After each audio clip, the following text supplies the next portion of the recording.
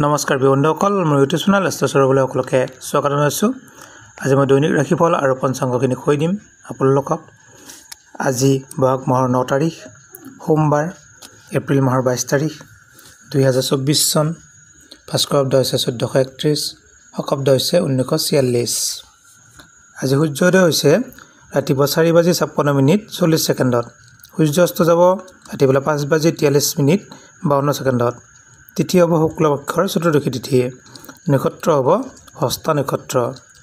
যোগ হ'ব হৰ্ষণ যোগ আৰু কৰণ হ'ব গড়কৰণ।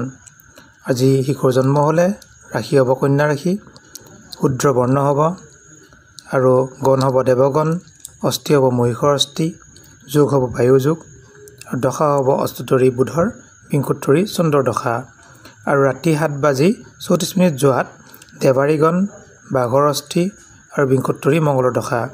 আজি আদ্য ঋতু হ'লে 15 দিনীয়া বেশ্যা যোগ পাব আৰু পশ্চিম দিশত কোনো শুভযাত্ৰা নাই। যদি কাৰোবাৰ মৃত্যু হয় মৰণত কোনো দুখ নাই। আজি মাটিমাহ খাব নালাগে। এই চাওঁ আমি ৰাশিফল।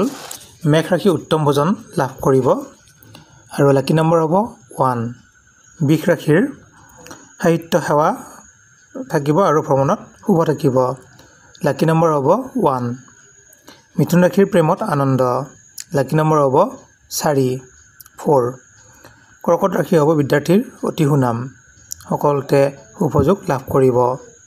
লাকি নম্বৰ হ'ব 9। সিংহ ৰাশিৰ ভাতৃৰ সহায়, যিকোনো কামত আপুনি ভাতৃৰ পৰা সহায় লাভ কৰিব। লাকি নম্বৰ হ'ব 8। এতিয়া আহিছোঁ কন্যা ৰাশি। কন্যা ৰাশিৰ আলাপ আলোচনাৰ মাজেৰে সকলো সুবিধা পাব আৰু সমাধান হ'ব সকলো যিকোনো সমস্যাৰ। লাকি নম্বৰ হ'ব 3। এতিয়া আহিছোঁ তুলা ৰাশি।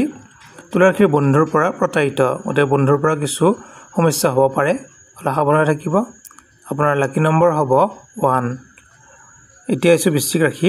খৰচ বৃদ্ধি হ'ব আপোনাৰ, গতিকে পইচা পাতিৰ ক্ষেত্ৰত অলপ সাৱধানে চলিব। লাকি নম্বৰ হ'ব 3।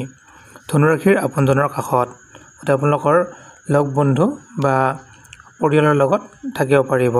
আপোনাৰ লাকি নম্বৰ হ'ব 9। মকৰ ৰাশি আনৰ পৰা সহায় লাভ কৰিব। লাকি নম্বৰ হ'ব 9। কুম্ভ ৰাশি প্ৰেমত আনন্দ যোগ, গতিকে প্ৰেমত আপোনাৰ বহুত আনন্দ পাব। লাকি নম্বৰ হ'ব 7। আৰু মীন ৰাশিৰ প্ৰিয়জনৰ আগমন।